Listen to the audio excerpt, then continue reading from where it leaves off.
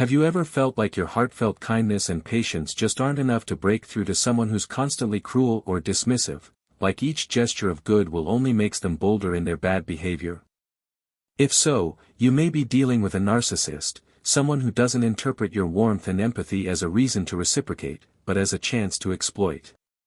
Today, we're exploring why being nice actually fails to change a narcissist, and what does work instead. Picture Gina, a friendly, soft-spoken HR representative who always tries to see the best in people. She had a colleague, Robert, who relentlessly mocked her suggestions in meetings and took advantage of her willingness to cover extra tasks. Despite many late nights bailing him out, Robert only amped up the criticisms, belittling her behind her back, then smiling sweetly in front of management. Gina believed her unwavering courtesy would eventually earn Robert's respect. But the more cordial she became, the more brazen he grew. If you've been in Gina's place, giving your best only to be walked all over, type "I've felt this" in the comments, because it's a maddening loop that countless empathetic people endure. In this video, we'll dive deep into the psychology behind why niceness, our go-to approach for bridging differences, actually fuels a narcissist's manipulative tendencies.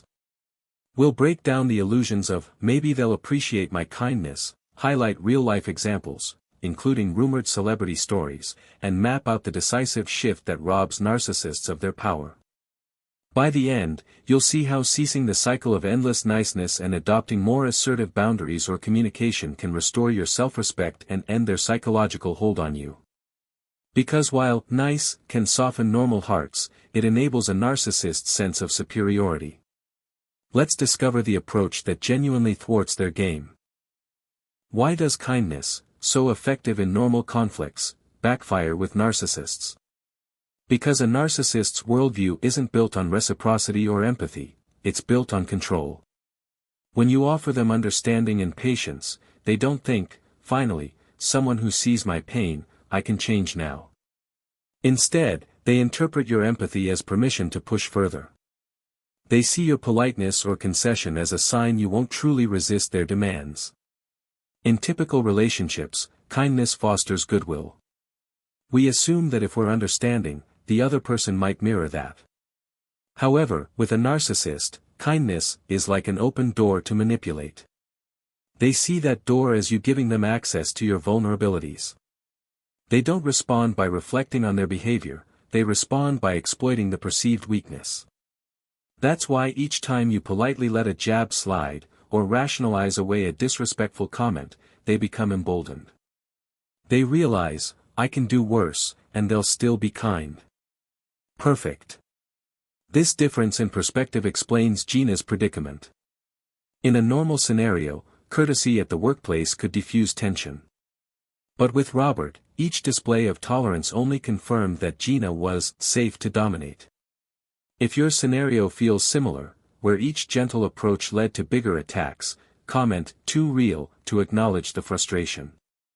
Ultimately, narcissists don't see nice as a chance to connect, they see it as leverage.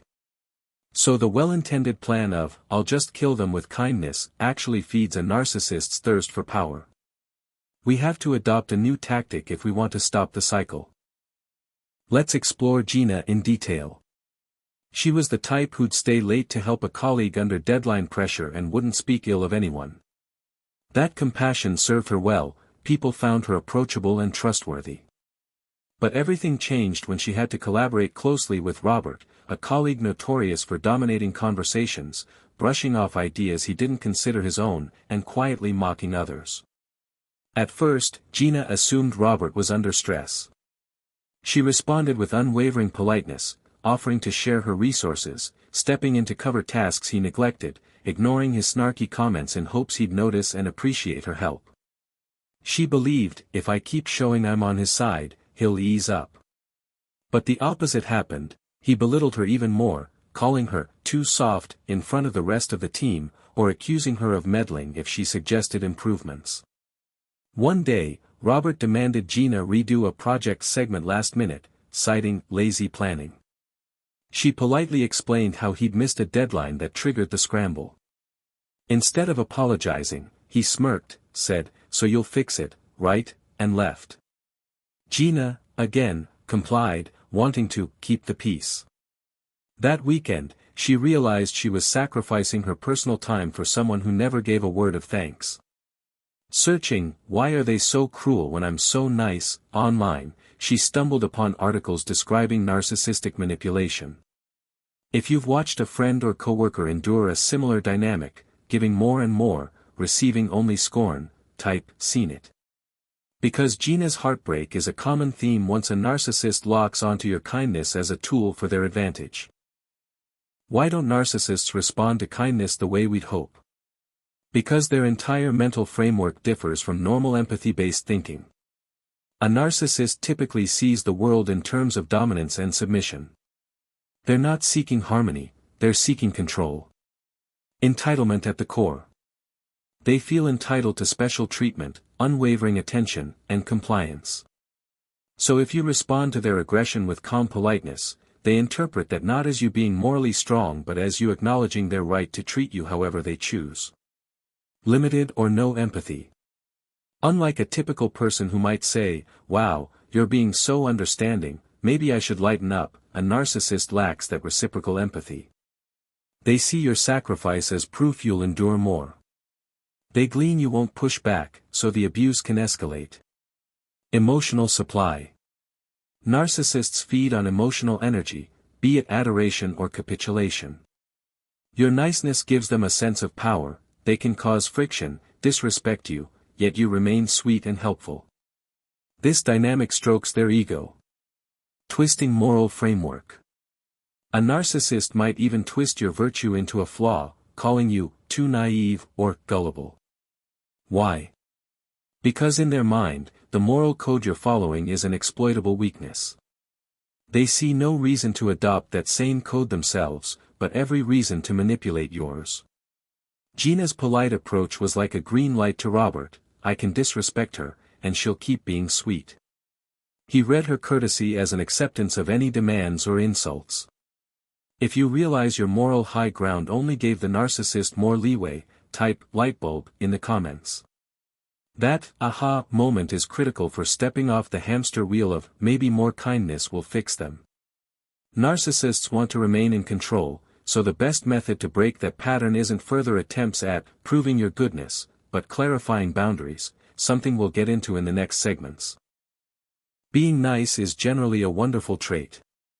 However, in dealing with narcissists, too nice can morph into self-sabotage. Let's break down the hidden pitfalls. Perpetuating abuse. Every time you excuse their aggression, they must be stressed, I should be more patient, you unknowingly encourage them. They see no real consequence to their behavior, no pushback, no boundary. So they interpret your niceness as ongoing permission to continue or even escalate the abuse. Emotional burnout. Trying to constantly keep the peace with a narcissist is exhausting. You bottle up frustration to remain nice, but that frustration piles up. Meanwhile, the narcissist thrives, draining your energy. Over time, you risk anxiety, depression, or deep resentment. Loss of authentic self. Being perpetually cordial, no matter how badly you're treated, demands you repress genuine reactions, anger, disappointment, or simply, no, this can corrode your sense of identity. Instead of expressing how you truly feel, you're forced to maintain a facade of calm. The narcissist's manipulations overshadow your real emotions. Misreading the narcissist's reaction. You might interpret minor shifts in their mood, like a brief apology or fleeting kindness, as progress from your niceness. But typically, that fleeting pleasantness is a manipulative tactic, buying time or ensuring you remain hopeful. Then they revert or escalate once you're lulled back. Consider rumored celebrity relationships where one star perpetually forgave a partner's humiliations, hoping love and patience would melt their heart. It rarely ended well. Sources described how the humiliations only got more brazen until the star either snapped or walked away. That's the cautionary tale. The star's unwavering sweetness didn't reform the narcissist, it fed their sense of entitlement. If you've noticed your attempts at relentless patience only fueled more wrongdoing, drop "no more fuel" in the comments. This awareness is a milestone, recognizing kindness alone isn't the remedy. So, what's the alternative to being too nice? It's boundaried communication, where you replace blind courtesy with clear statements and decisive follow-through. Instead of appeasing, you draw lines and hold them. Let's outline what that looks like. Assertive, brief responses. No more lengthy attempts at harmony or self-defense. When a narcissist is out of line, you respond succinctly, "That's not acceptable," or "No, I'm not doing that." The brevity denies them emotional ammunition. You're not fueling a debate or offering a guilt-laden apology. Emotionally detached delivery. The real power is in how you say it, calmly, without trembling or undue politeness. Think business tone. If they rant or insult, you don't escalate. You might say, "We're done here," and step away. Narcissists starve when there's no big emotional reaction to exploit. Immediate boundaries in action. If they cross your boundary again, you act. End the call. Leave the room. Refuse the request. Words without action let a narcissist think you don't mean it. Consistent enforcement shows them you absolutely do. No guilt or over-explaining. Perhaps the hardest step is not letting guilt reel you back in. Narcissists often cry victim or label you harsh. Don't engage. You're not obliged to keep them comfortable if they disrespect you. For Gina, the day she said to Robert, "I'm not covering for you anymore," in a level tone, then refused to accept new tasks from him was pivotal. He tried to shame her for being unhelpful, but Gina calmly repeated, "That's your job, not mine," and left. By removing niceness, she took away Robert's presumed permission to pile everything on her. Over time, he realized Gina wasn't an easy target. If you see how boundary-based action differs fundamentally from being nice, comment "boundaries over niceness" below. Because "do this instead" means protecting yourself with a firm stance, not indefinite courtesy. We often witness these dynamics in rumored celebrity relationships. Let's take an example from Hollywood gossip. A beloved actress known for her charitable, kind persona apparently married a partner with narcissistic traits. Insiders said she'd lavish him with patience and supportive words, believing that her unwavering niceness could soothe his temper. For a while, he reciprocated just enough to keep her hopeful. But behind closed doors, he'd belittle her accomplishments, gaslight her in disputes, and guilt-trip her whenever she tried to set limits. The turning point came when she publicly distanced herself, stopped enabling his outbursts, no longer covered for him at events, and refused to politely excuse his bad days. She began responding to provocations with short, "No, that's not true," or ended interviews if he made a scene. Soon, tabloids reported he moved on to a new fling, apparently bored or angered by losing the moral high ground. The actress later stated in an interview that, "Finally letting go of niceness felt like regaining my voice." While the tabloids might sensationalize, the pattern is consistent. Unstoppable niceness gave him free rein, but drawing firm lines starved him of the docile partner who'd always yield. If this resonates, where a public figure's shift from "always nice" to "strict boundaries" spelled freedom, comment "public lesson." Because these rumored stories reflect how our everyday approach to a narcissist can drastically evolve once we abandon blind courtesy. How do we know we've actually broken free from the trap of being nice to a narcissist? Let's see the signs of real transformation. You no longer fear conflict. You realize conflict with a narcissist is inevitable if you stand your ground. Instead of anxiously smoothing things over, you accept friction as a sign you're defending yourself. You're not seeking a fight, but you're not running from it either. You feel less drained. Previously, each encounter left you exhausted, scrambling to fix or appease. Now, because you don't engage in drawn-out, nice dialogues, your mental energy is freed up. Brief boundary statements and a calm exit preserve your emotional well-being. Their tactics seem predictable. Rather than confusion, you feel clarity. You see them attempt guilt trips or victim playing, but it's almost formulaic. You respond with neutral phrases or walk away, no longer lured by drama or apologizing for non-existent faults. You're not waiting for an apology. You've accepted that a narcissist likely won't express genuine remorse. You've stopped trying to earn their contrition. True closure emerges from your own acceptance, you acknowledging their nature and no longer needing them to validate your feelings. Genuine peace in boundaries. This might be the biggest sign. You've replaced forced niceness with consistent boundaries, and you actually feel relief. Some might label you less nice, but you sense authenticity and self-protection, which fosters an unshakable inner calm. Going back to Gina's story, over time, she realized she wasn't dreading team calls with Robert, because she had a straightforward approach. If he insulted her, she ended the call or responded with a succinct refusal to debate. She left with far less frustration, seeing that Robert's tantrums no longer weighed on her. If you sense you're approaching that clarity, type clarity found below. That clarity signals you've truly shifted from a be nice at all costs mindset to a respect me or lose my cooperation stance. We've journeyed through how a narcissist perceives kindness, why it doesn't soften them, and how a boundary-based approach can restore your power. Being nice won't change a narcissist, but this could sound harsh at first glance. Does it mean we abandon empathy entirely? No. It means we stop using empathy as a strategy to fix someone who weaponizes our goodwill. We channel compassion for ourselves instead, ensuring we don't fall prey to manipulation. Remember the fundamental differences. Normal people, they interpret your niceness as an invitation to reciprocal respect. Narcissists, they interpret your niceness as weakness or free pass to test your limits even further. So the big shift is from, I must keep being nice so they'll eventually see my worth, to, I'll be polite but firm, prioritize my own dignity, and let them face the consequences of crossing my line. This recalibration means you're no longer holding on to illusions that your sweetness alone can melt their sense of entitlement.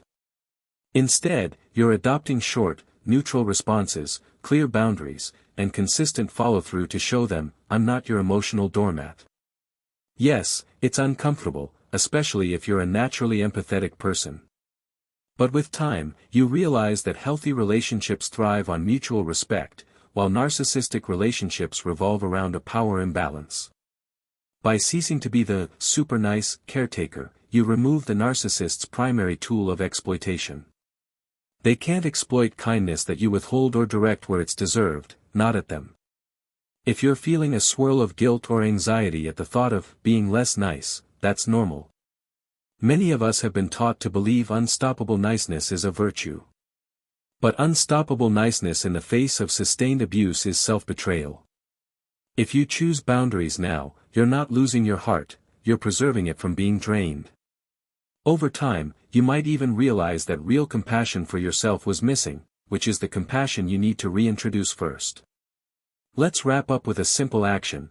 If you're ready to step away from the fruitless chase of, if I'm just nicer, maybe they'll change, and step into a mindset of, I set boundaries, and you respect them or lose me, type, boundaries for my well-being, in the comments. Because that's the real key, your well-being matters. Being nice doesn't fix a narcissist, but setting firm limits and not indulging their game can indeed change the entire dynamic.